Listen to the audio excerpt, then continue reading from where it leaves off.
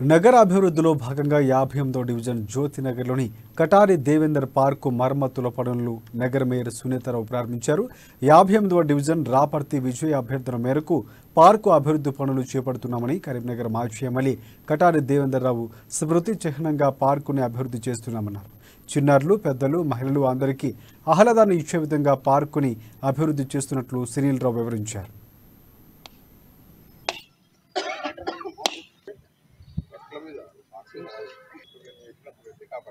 Division number 58లో గౌరవ corporator Raparthi Vijay గారి ఆధ్వర్యంలో నేను అదేవిధంగా మున్సిపల్ కమిషనర్ సేవా ఇస్లావత్ గారు, 46 డివిజన్ కార్పొరేటర్ వంగల పవన్ గారు, మున్సిపల్ మహేందర్ గారు, అదేవిధంగా ఏఈలు, టీఈలు, అదేవిధంగా అందరం కలిసి దాదాపు 48 లక్షల రూపాయలతోటి మరి చాలా కాలంగా పెండింగ్ లో ఉన్నటువంటి కె దేవేందర్ రావు గారి పేరు మీద ఉన్నటువంటి పార్క్ లో మరి అభివృద్ధి పనులకు శంకుస్థాపన చేయడం జరిగింది. మరి